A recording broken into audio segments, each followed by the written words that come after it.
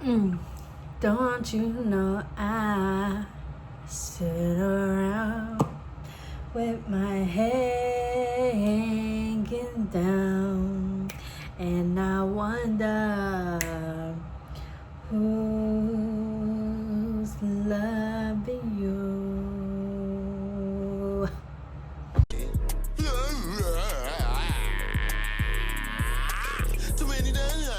Hi, you guys.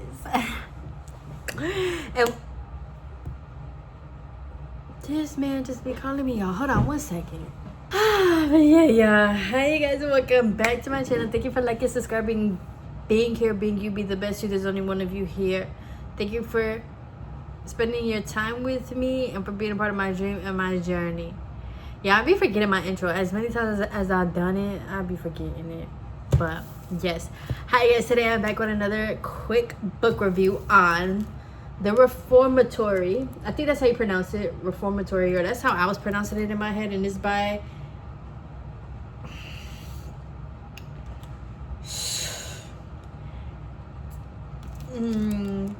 Tananarive Due. Tananarive, can you come to the floor and tell us how to pronounce your name? But yes, this is by a woman, and basically it's a, let me see what they put it in. I mean, this library, oh yeah, once again, I got this from the library. The library is free, okay? No excuses when it comes to reading these books. Go to the library, get you a library card. It's all free. You just got to show proof that you live where you live, and boom, boom, boom, ba-da-da, you got a whole library, and you could rent books out and read them all for free. No money. So they have resources for your kids, your cousins, your sisters. They got resources for the old people, newborns. So yeah, but this library put this as historical fiction, which does make sense. But my mom was telling me that it's like a thriller, so I guess it's like a historical thriller fiction type of thing. I do want to start off by saying that it's not, so the whole story is based off of a story, but it's not, the whole story is not real. It's like a dramatization of the actual real story. Because yeah, she says that she actually had a real life relative that had the same name, Robert Stevens, which is the main character, who went to school, and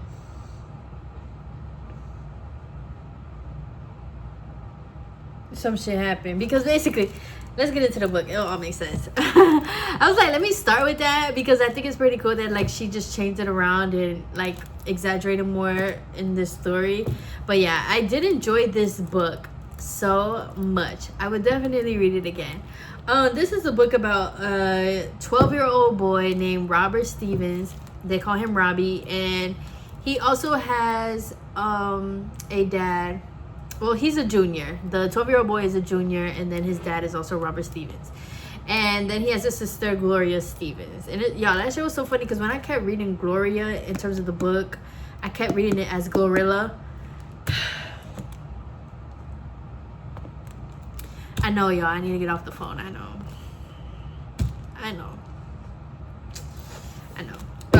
But his sister's name is Gloria Stevens. So, with that being said, Robert Stevens Jr. You know, this takes place during like Jim Crow and stuff like that, so keep that in mind. There's a lot of racism going on, but they go to like this, well, obviously they live in a town that is integrated, but you guys know, like back then, even though towns were integrated, it was still segregated, and black people always had the short end of the stick. So they went to this family's house that everybody knows, and they call them like the McCormacks, and they just passed by. They didn't go like directly to the house, now that this is white people and a white man at that, who runs the whole, who owns like most of the land in the town. And you know, so they didn't like go up to the house, but they went to the gate, and then they obviously knew like the McCormacks, the little boys that were like their age around.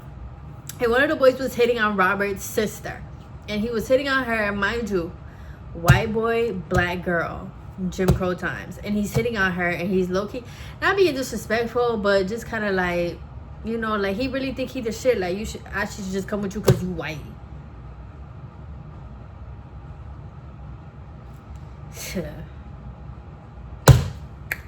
So yeah, the white boy Lyle, his name was Lyle, I think that's how you pronounce it. He did start the fight, but him and Robert ended up fighting, and Robert ended up like kicking the shit out of this dude's knee, the back of his knee or leg or something. And mind you, this white boy is like a football player. He's going to college to play football, so of course his dad got mad, and with his dad getting mad and having power, they arrested Robert and took him to this place called the reformatory. The reformatory ends up being like this school for boys, school for trouble boys, black and white. But you know, it's a school for boys that go to, like, I guess it's like, what's it called? Juvenile detention?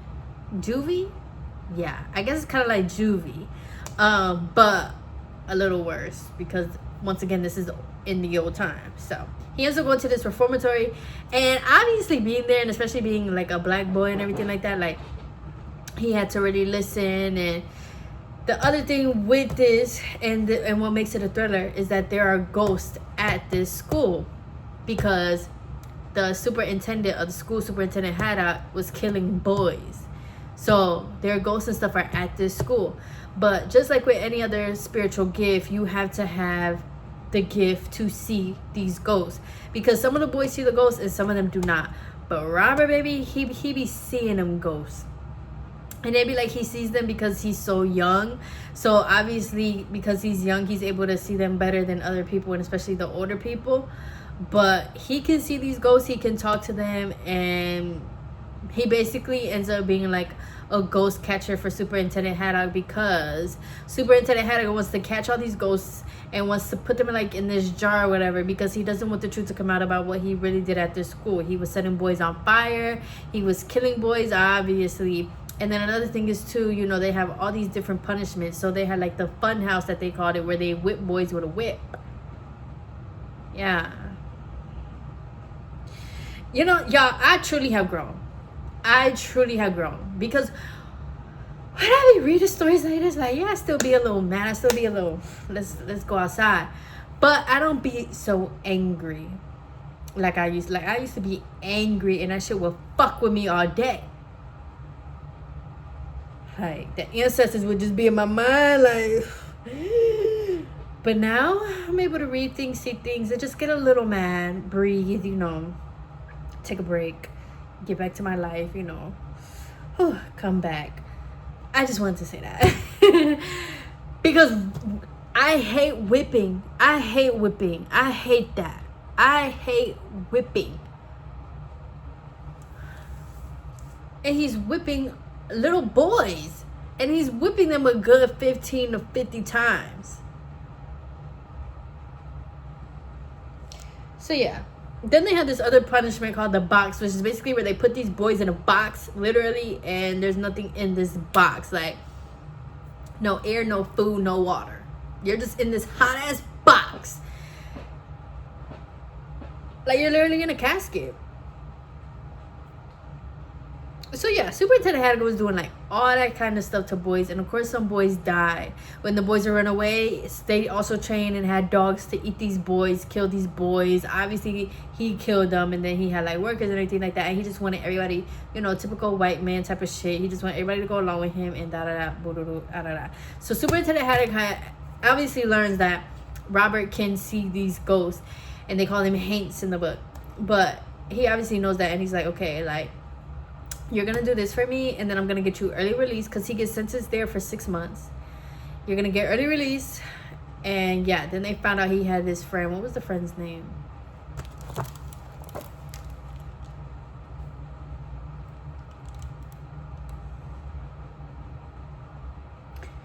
Redbone.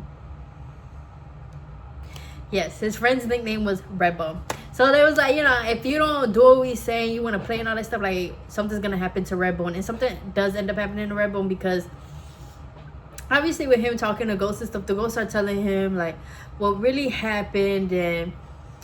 But at the same time, one of the ghosts named Blue wants him to get pictures of, because when Superintendent Haddock killed these people, he also took pictures of it. Yeah, true psychopath. Yeah. He was like, you know, get the pictures, get the Hank jar, and you're gonna set us all free, and then you're gonna show everybody what this school really does so we can get it shut down. So Blue is telling him this, and as Blue is telling him this, he's like, okay, well, I need to keep seeing ghosts so I can keep being on Superintendent Haddock's side, and then I can also get you what you want. But Blue is like, no, you're not taking any more of our ghosts, because we all die because, you know, they were young, and basically he was like, since we all died and all that stuff, and these are my friends, like, no, you're not gonna take them. But he needed people to take and report back to Superintendent Haddock that he's seeing these ghosts, right? But a couple of days goes by and he doesn't, or obviously he doesn't, you know, catching the ghost doesn't go the way obviously they wanted to, so they end up killing Redbone, which was so sad. They had another student do it, and it would have been sick as fuck. Shout out my nigga Redbone.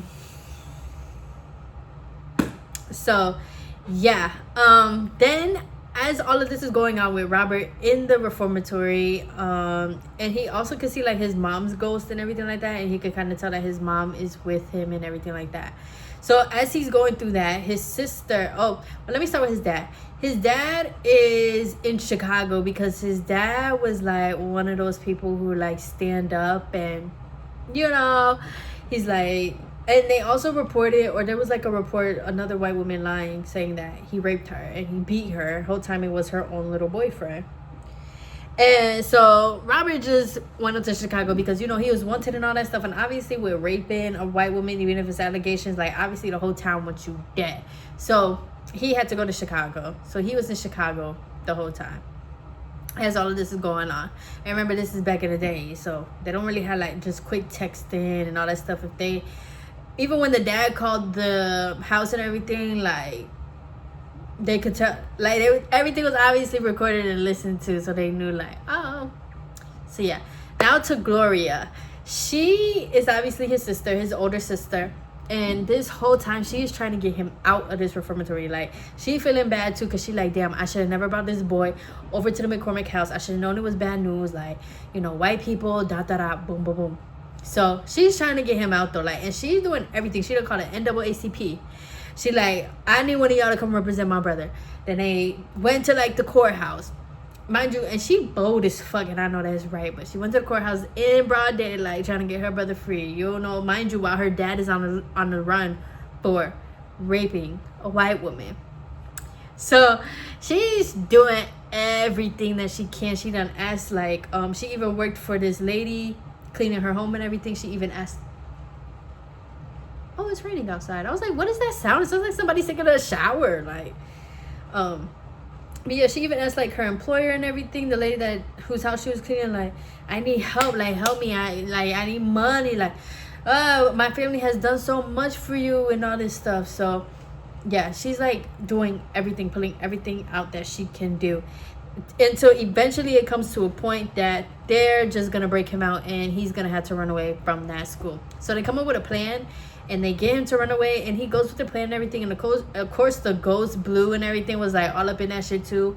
But to make a long, you know, runaway short, he ends up running away. He ends up getting away. They end up going to Chicago, and they do end up finding their dad, and I think living with their dad. It ended at that, but they do end up finding their dad and reuniting with their dad. So, and that was her plan all along. She was like, I'm gonna get Robbie, and we're gonna go to Chicago, and we're gonna get the fuck out of here, because he was in there wrong, because, you know, the white boy did start it, you know, pushing him and shit. So yeah, this whole book basically just explains all of that, and it goes into detail. It goes in the way that it flows, and everything is amazing. It literally gives you so many details that you're literally like imagining what's going on as you're reading it. And I think I just enjoyed this book because obviously I was rooting for Robbie, you know, I was rooting for him, and I was even a little nervous because I was like, freak, like, I hope he gets out, you know. And you're literally reading it towards the end where you're figuring out everything, because even Haddock realizes like, oh, he's trying to run away, so obviously he's getting his dogs, they're on a hunt, and you know, like, there was so many things that was going into it. But I loved that because I was genuinely rooting for them, and I was like, yes, like, I hope he gets out, I hope he does not die. But I think it also just goes to show how smart kids are, because seeing ghosts and stuff, like, it's not just something to be taken lightly. That means that you really do have an eye. You really do have a gift. And even his sister Gloria had a gift like that. Like, sometimes she would see ghosts, but a lot of times she would know things that were going to happen before they happen. So, like, her intuition was very, very strong. Her discernment was very, very strong, you know. And I think that's something that us as black people, that we thrive in. And a lot of us don't even know that we have these gifts, right? Like me, I'm a dreamer. I am a dreamer. I go to sleep at night, I'm dreaming every night. I'm seeing stuff, I'm receiving messages, I'm receiving, you know, symbols and all that stuff. I'm a dreamer. So I guess I'm like a seer. I also, obviously, all of us have an intuition. So all of us, it just depends what you're, you know, if you build it or not. But all of us have gifts, especially black people, where you're either seeing ghosts, and some people can see spirits, some people can see angels, some people can see demons, like some people can hear things, some people do have visions and are able to tell when things are going to happen. Like, all of us have these gifts that connects us to the spiritual realm. And I love how this book just shows that. Although it was kind of like, because your mama was like, is it scary? It's not scary at all. Like, it does describe these ghosts, because obviously, like, they were murdered, so it does describe them in terms of, like, you know, they're burnt up, or they're bleeding, or they have, you know, parts of their face missing when Robert's looking at them. But it's nothing like scary, like I'm gonna have nightmares and shit. But yeah, I thoroughly enjoyed that, because I feel like this wraps up black people as a whole, or the black community as a whole. I always gotta go deeper, right? Yes, I do. But just because of, like, how resilient we are, his sister not giving up, and then him being able to run away and still be able to live a life, and then once again, just the gifts as well. Like, that's black people, that's us. Like, we are so freaking amazing, we are so powerful, we never give up. Like, and we are bold. Most of us, we do go for what we believe in. You know, if we're able to unlock that within ourselves, y'all, like, as a collective, baby. So I just love that about, or like, the deeper type of meaning for the book for me. But I thoroughly enjoyed it. They even had other characters in there. They obviously had, like, a family friend that was very old, and she was, like, helping them, taking care of them, helping as well, giving insight. You know, it shows where even the white people in the KKK are, like, looking for them, looking for Gloria. Like, even she's on a run. It's like this whole family is just public enemy number one. And it just goes into that. So for me, I thoroughly enjoyed the book, and it was great storytelling. Like I said before, details were great, dialogue was great. It was a great book. If you guys have read it, let me know what you guys thought about it. And if you have any other, like, book recommendations, let me know as well. These books I'll be getting just because my mom gets them, and then she tells me she thinks I might like it, because obviously it's about black people. So I'm not mad at it though. I know that's right. So yeah, but if you guys have any recommendations, just let me know, and you know, I will read them. I love to read. Reading is one of my favorite hobbies. So yeah, get this book, read it real quick, get to understand it, and, well, not understanding it, but just enjoy it, I hope. I don't know. But yeah, what are you guys' thoughts? And I hope that you guys are continuing to be safe. I hope that life in 2026 is just continuing to treat everybody great and well. And I love you guys. Continue being responsible and cool / warm outside. You know, we're going from 80s to 90s to 50s to 60s to 70s. Like, be safe. Unfortunately, yeah. Be safe. Watch out for your neighbor, you know, your community.